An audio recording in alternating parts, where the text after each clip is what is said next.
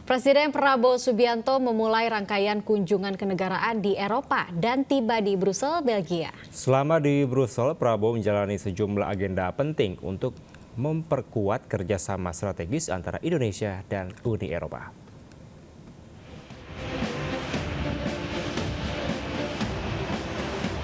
Presiden Prabowo Subianto tiba di Brussel, Belgia, Sabtu sore waktu setempat. Prabowo disambut secara resmi oleh Direktur Jenderal for Asia and Oceania, Francois de Haye. Prabowo juga turut disambut oleh Duta Besar Indonesia untuk Belgia, Andri Hadi, serta Atas Pertahanan KBRI Den Haag, Kolonel Laut Rikrik Permadi Sobana. Dari bandara, Presiden Prabowo menuju ke hotel tempatnya bermalam. Sambutan hangat dari para diaspora pun mengiringi kehadiran Prabowo di hotel. Selama di Brussel, Presiden Prabowo dijadwalkan melakukan serangkaian pertemuan penting dengan para pimpinan lembaga tinggi Uni Eropa. Seperti pertemuan dengan Presiden Komisi Eropa, Ursula von der Leyen, pertemuan dengan Presiden Dewan Eropa, Antonio Costa, serta bertemu dengan Raja Belgia, Philip di Istana Laken. Sejumlah rangkaian pertemuan ini diharapkan bisa memperkuat kerjasama Indonesia dengan Uni Eropa di tengah kebijakan tarif impor yang sangat tinggi, yaitu 32% dari Amerika Serikat.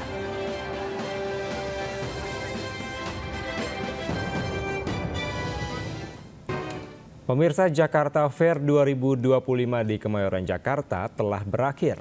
Di hari terakhirnya, Jakarta Fair menampilkan pesta kembang api dan pertunjukan barongsai.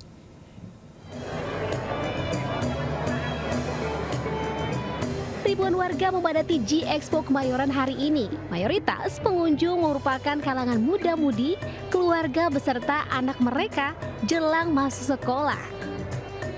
Di hari terakhir, Jakarta Fair menampilkan pesta kembang api dan pertunjukan barongsai pada malam hari.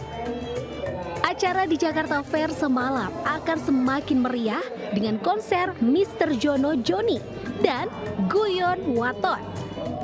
Dari Jakarta, Syahriza Zanski, Ahmad Putra, Dede Rudi, Anyes melaporkan. Pemirsa, memasuki tahun ajaran baru, sejumlah sekolah hanya mendapatkan sedikit siswa. Seperti sekolah dasar di Mandailing Natal yang hanya mendapatkan 2 siswa. Bahkan di Pandeglang, Banten ada 1 sekolah dasar yang tidak memiliki siswa baru.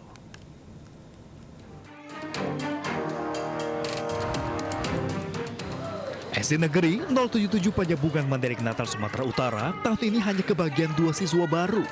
Padahal masa tahun ajaran baru segera dimulai Senin pekan depan. Setiap tahun sekolah ini selalu kekurangan siswa baru akibat kurangnya fasilitas sekolah. Salah satunya yakni ketiadaan toilet di sekolah hingga membuat para orang tua enggan menyekolahkan anak-anaknya di sekolah ini. Akibat terus menurunnya jumlah siswa baru di sekolah ini membuat jumlah total siswanya hanya sekitar 60 orang, mulai dari kelas 1 hingga kelas 6. Karena fasilitas sekolah kurang, Pak. Oh, artinya nggak diminati lagi ya? Kurang diminati ya? Maksudnya WC-nya nggak ada, Pak. WC guru, WC-nya nggak ada. Jadi anak-anak kalau mau buang air kecil atau buang air besar harus ke sungai sana, Pak.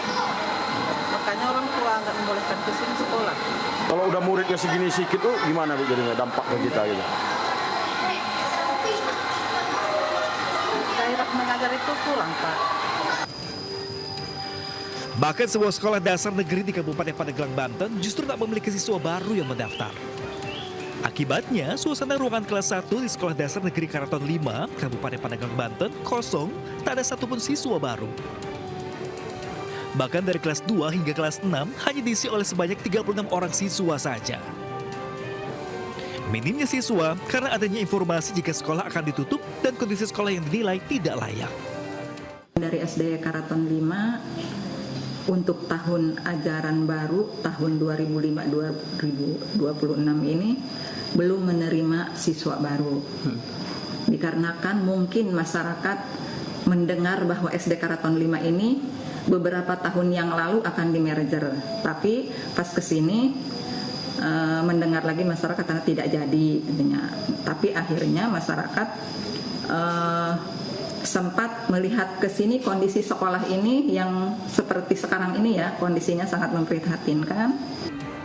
Pihak sekolah pun berharap ada perhatian khusus dari pemerintah setempat agar sekolah mereka kembali diminati para orang tua siswa. Tim Liputan iNews melaporkan. Sebuah rangkaian KRL relasi Jakarta-Kota Bogor terkena lemparan batu hingga alami kerusakan di pintu dan jendela. Diketahui pelaku pelemparan adalah anak-anak yang sedang bermain di pinggir rel yang iseng melempar batu. Bagian pintu dan jendela kaca rangkaian komuter lain ini nyaris pecah usai dilempar batu saat melintas di jalur antara stasiun Cilebut dengan stasiun Bogor, Jawa Barat. Kereta ini adalah rangkaian terbaru buatan China Railway Rolling Stock Corporation yang baru saja beroperasi. Pelemparan batu terjadi Jumat sore saat kereta melintas. Tiba-tiba terdengar suara hantaman yang disusul retakan pada kaca pintu dan jendela. PT KAI Komuter pun berhasil menangkap pelaku pelemparan batu. Setelah mendapat laporan, petugas pengamanan kami langsung melakukan penelusuran dan terduga pelaku berhasil ditangkap, seorang anak laki-laki. Selanjutnya kami serahkan ke kantor Polsek setempat untuk dilakukan proses lebih lanjut sesuai dengan aturan yang berlaku.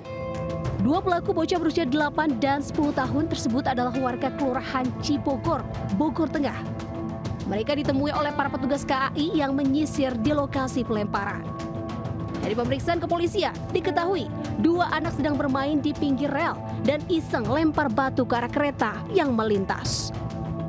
Telah dilakukan mediasi atau secara keluargaan di kantor Polsek Bogor Tengah ya, dari kedua belah pihak, dari pihak PT KAI dan orang tua anak tersebut.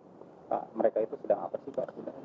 Jadi saat itu kedua orang anak itu sedang bermain lempar-lempar batu. Kemudian pada saat kereta melintas, batu tersebut mengenai kaca kereta tersebut. Meski tak ada korban jiwa, namun rangkaian kereta buatan Cina itu tidak bisa dioperasikan selama 3 hari ke depan karena harus dilakukan perbaikan. KAI meminta kepada para orang tua untuk selalu mengawasi dan juga memberikan edukasi kepada anak-anak mereka agar tak lagi melakukan aksi pelemparan batu ke kereta api yang melintas. Dari Jakarta, Rani Sanjaya melaporkan. Ke informasi lainnya pemirsa, tim SAR gabungan telah menemukan dan memvisualisasikan bangkai KMP Tunu Pratama Jaya. Berdasarkan citra bawah air, kapal dalam kondisi terbalik di dasar laut perairan Selat Bali.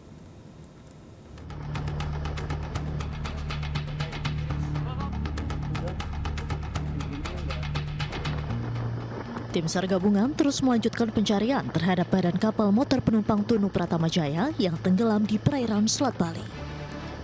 Tim unit pencarian dan pertolongan laut melaksanakan operasi SAR bawah air dan mendapatkan visual posisi KMP Tunu Pratama Jaya di titik referensi 8. Tim SRU Laut menggunakan kamera bawah air mendapatkan objek KMP Tunu Pratama Jaya dalam kondisi terbalik dengan nama juga tertera. Usai mendapatkan titik bangkai kapal, tim SAR memasang tali hingga ke dasar untuk melanjutkan proses evakuasi bangkai kapal. Hingga saat ini data posko operasi SAR dan potensi SAR gabungan di Pelabuhan Ketapang Banyuwangi menyebutkan hingga Sabtu malam jumlah korban selamat tercatat 30 orang. 18 korban ditemukan meninggal dan 17 korban lainnya masih dinyatakan hilang dan dalam pencarian. Tim Liputan iNews melaporkan.